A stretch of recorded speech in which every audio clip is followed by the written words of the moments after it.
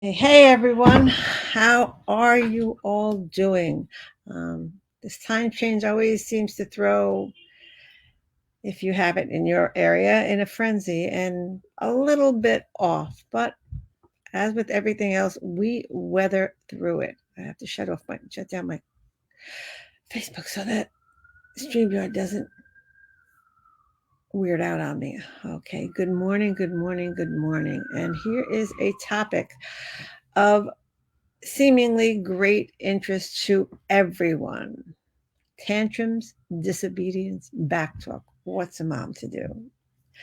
I've been talking to a lot of moms and dads, and grandmas and grandpas, and teachers about what they're seeing as an explosion of what they refer to as disrespect.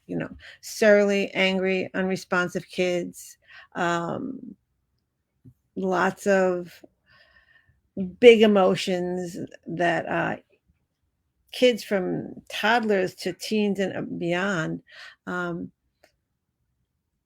seem to be exhibiting, and we've reasoned and yelled and cajoled and punished and screamed, but nothing seems to work. It doesn't really make a difference. So they're talking to me because they're running out of ideas and they don't know what to do. So here's my take on it. I have a take on it. Number one, we have to figure out the causes of the behavior to know how to change them. It's not always easy, but it's worthwhile. Sometimes, especially now, with the time change, Halloween is just over, the time is changing, and we're getting into the holidays, and there's all kind of this underlying frenzy in our lives. And kids pick up on that, and they can't navigate. They have a hard time navigating.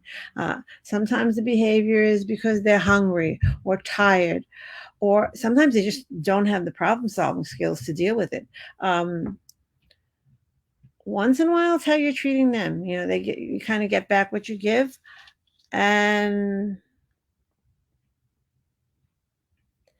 when the arguing and the outbursts and the ignoring you, the refusing requests, the rolling on the around in the street.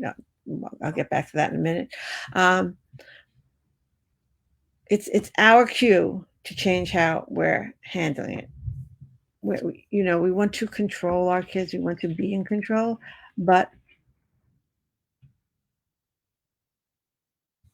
you're not. and there are and there's really only certain things that you can control. You can control your behavior, not necessarily theirs. I had a perfect example of all of these things wrapped into one. Last week I was with my grandson, and he's usually very um, amenable to my suggestions, let's say. But we went out. He woke up from his nap. I had to run some errands to the store. The store is just around the corner, 3 minutes away. And he wanted to come with me. And so we got him dressed and we came and we walked there. It was around 4 o'clock.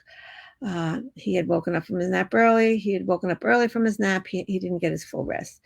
And as we walked around the corner, we got into the store, and he started to shop frenetically. They have little kitty baskets. And he started to throw things in the baskets, and I said to him, we wouldn't be able to buy everything he was putting in the baskets. When there were about 15 bags of chips and dips, and he didn't even know what they were. And as we're about to leave, he wanted to go pay for the cart, and I apologized to one of the workers and said, but we have to leave. And he had a little bit of a minor, let's call it a breakdown. He ran away, which he doesn't usually do to me. And I waited for him patiently. And then he finally came back and we walked out, but he wasn't happy about it. And we got out into the street, onto the sidewalk. And this is New York City. This is this, we're not in a car, and took a couple steps and threw himself on the floor and proceeded to just have this complete and total meltdown, rolling on the floor, screaming, "No, grandma, no, grandma, no, grandma." He's a solid boy, so I couldn't, when he's that in that way I can't pick him up, so I couldn't throw him over my shoulder and take him home. I tried to talk to him, but that made it worse, so I just backed off and I sit close to him but away from him, and I had to kind of wait it out. I didn't like the fact that he was on the ground. I didn't like the fact that he was screaming. I was getting comments, looks, whatever from other people, but he was not approachable, and he was not definitely not listening to anything I would have said. And it took about 10 minutes, which seemed like 3 days. And he finally calmed down enough for me to talk to him. And I sat there with him literally on the ground in New York City until he was calm enough for me to pick him up, all 50 pounds of him, and carry him home. And then he was stroking my hair, and he felt bad about what he did. He's 2. He's not even 2.5. And I kept telling him, it's okay, we'll get home and he'll feel better. We'll get some water. But I didn't read the signs. He was tired. I went out with him without taking a stroller, which, I mean, we don't always do, but it was the wrong time. It was that kind of bewitching hour. He was hungry enough, but not to be cranky, but not hungry enough to eat.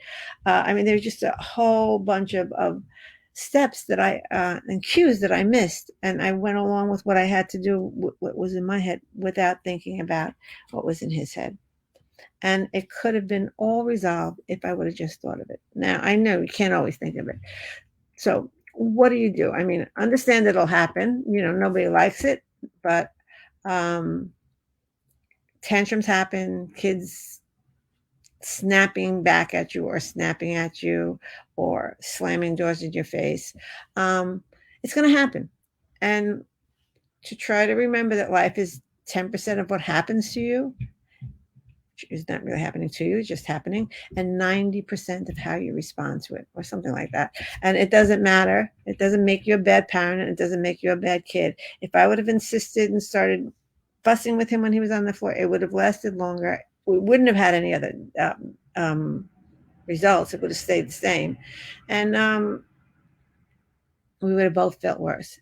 The other thing that's really hard is it's not personal. They may be saying, I hate you. He was saying, no, grandma. I had no idea what. But I can't stress this enough. It's not about you. It's about them. It's about how they're navigating or not navigating their jumbled up feelings. It's about immaturity. It's about their lack of self-control. It's about their inability to express themselves in an appropriate way. It doesn't really have anything to do with you. You are just the foil there. And it doesn't really matter if, again, toddlers to teens and beyond, they need help and guidance, but not in that very moment. So pause, literally just stop and take a breath, count to 10, count to 100. Give yourself time to be able to respond rather than react, and give them some time to be able to bring it down.